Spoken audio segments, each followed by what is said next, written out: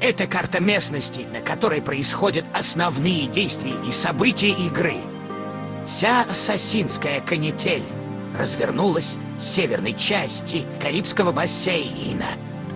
Этот здоровенный кусок земли — остров Куба, испанская колония. На нем расположен город Гавана. Сюда, в начале игры, Эдвард приходит на корабли Стида Баонита. Здесь город Нассау, база пиратов, на острове Нью-Провиденс. Город был основан британцами в середине 17 века и назывался Чарльстаун, а в 1695-м переименован в Нассау. В наше время он является столицей Багамских островов. Тут лежит Тартуга. Тут Ямайка. На Ямайке в игре стоит город Кингстон. Лет 20 назад около него был город-порт Роял, но он был уничтожен землетрясением в 1692 году, и Британия перенесла свою администрацию в Кингстон. Порт-Роял восстановили, но его значение стало гораздо меньше. Видите поселение на входе в гавань? Это уже восстановленный пару раз порт Роял. Скоро там повесят пирата Джека Рэхэма в 1720 году. Можно заметить, что разработчики игры уделили этому внимание. Смотрите на эти останки зданий и фортификаций.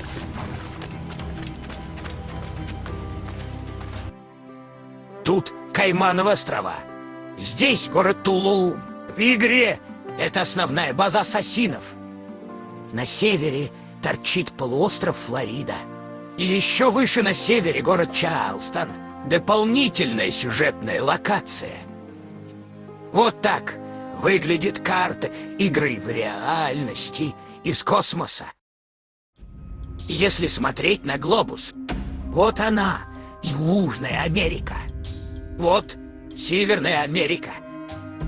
И между ними Карибский бассейн с его островами. На карте отмечены основные точки интереса. В то время, когда Эдвард Кенуэй ходит по Карибскому архипелагу, пиратская база на Тартуге уже несколько лет как разрушена. Кроме Карибского бассейна, нам дают возможность сплавать в несколько посторонних локаций. Встретимся в Чарльстоне спустя ровно месяц. Сначала мы должны последовать за Черной Бородой в город Чарльстон. Это город на побережье штата Южная Каролина. Эдвард Тич ушел туда за лекарствами. Неужто жены, родня и друзья совсем не ждут вас? Заложники в обмен на лекарства. Больше ничего. Такая история была в реальности. Эдвард Тич несколько дней крейсировал недалеко от города и грабил торговые суда. Также ему представилось захватить важных граждан Чарльстона, которых он решил выменить на медикаменты и некоторые другие, так сказать, препараты. Смотрите, какая тут болотистая местность, изрезанная мелкими речками. Вероятно, нас забрасывают в эти водноболотные угодья, рядом с Чарльстоном. Следующая дополнительная локация — это остров на западном побережье Африки, называется Принсипи. Эдвард пошел туда освобождать Бартоломью Робертса, который там стал капитаном пиратов, так как его наставник, командовавший прежде, был убит португальцами при попытке похищения губернатора этого острова. Какой курс, капитан? На Принципе, квартирмейстер. Мы плывем к берегам Африки.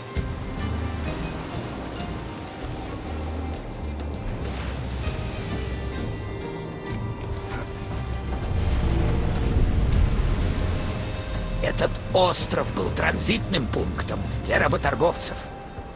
Остров был под властью португальцев.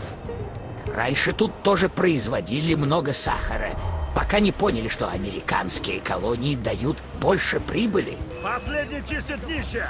В этой же локации нам предстоит разобраться с Бартом Робертсом после его предательства. Кровь. Отправляйтесь сюда. Лишь с верными людьми. Пират Бартоломью Робертс отправился вместе с Эдвардом к берегам Бразилии, в бухту всех святых. Они вышли из Карибского бассейна и направились вот сюда. В реальной жизни Бартоломью Робертс крейсировал в тех местах несколько недель. Наткнулся на португальскую флотилию, проник в нее под видом торговца, захватил ночью небольшое судно. Португальский шкипер указал на самый богатый корабль Саграда Фамилия.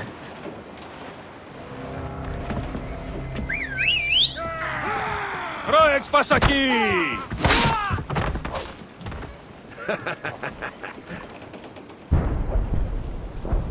Нас заметили, но не сразу. По местам! Вставай к пушкам! Все до одного! По вашей команде! Пусть этот зверь зарычит! Робертс захватил его, потеряв 2 человек, и ушел в открытое море. Его никто не преследовал. Испугались. Еще одна дополнительная локация, в которую нас должны были переместить. Это место крушения эскадры Серебряного флота у восточных берегов Флориды. Вместо этого авторы игры поместили нас недалеко от Гаваны. Впрочем, для игрока небольшая разница, где размотают испанские посудины. Помните, когда Эдварда арестовали в Гаване? Отвезти его в порт и в Севилью вместе с Серебряным флотом. Это был 1715 год. Серебряный флот этого года так и не добрался до Испании. Они попали в шторм у берегов Флориды и затонули. Эдвард Одевале и отличная команда из невольников смогли выбраться из шторма живыми. Теперь у нас есть галка, и нас считают мертвяком. В реальности на плаву из всей эскадры остался всего один корабль — Грифон. Он отделился от флота до шторма. Флот вышел из Гаваны. За 7 дней прошел до этого места и 31 июля сгинул. Из 2500 погибли примерно 1500 человек, а сокровища раскидало на десятки миль. Как новости дошли до берега, сразу куча ханых погнали их вытаскивать с днища морского. А еще нам дают посмотреть, где умер Эдвард Тэч. Черная борода. Он погиб около острова Окракок.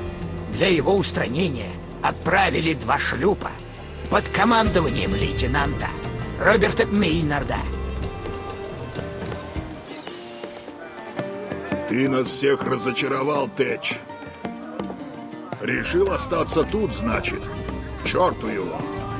И всех вас, кто последовал за этим пронырой в безвестность. Что ж ты как бочонок с дохлой рыбой? Мы празднуем мою отставку! А ну, откупорьте ему завтрак! Какого черта?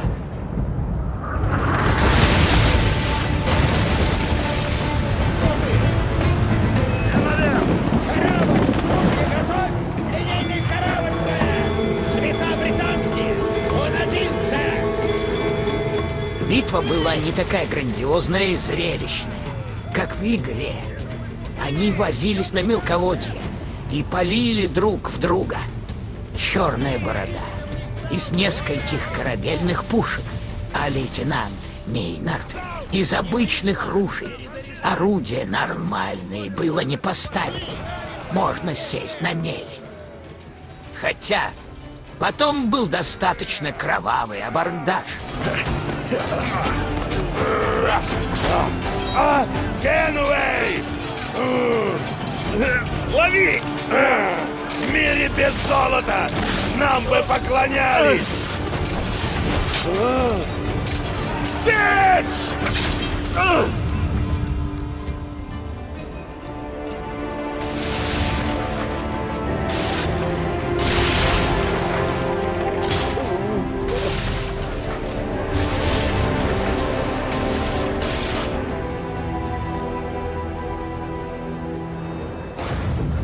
После сражения на его теле насчитали 25 ранений, 5 из которых огнестрельные.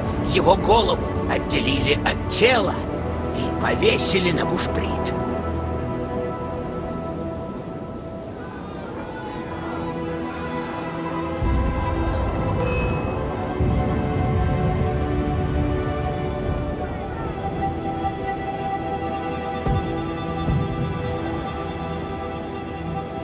Где же Тэч?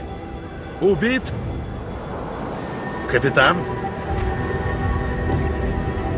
В вечных муках.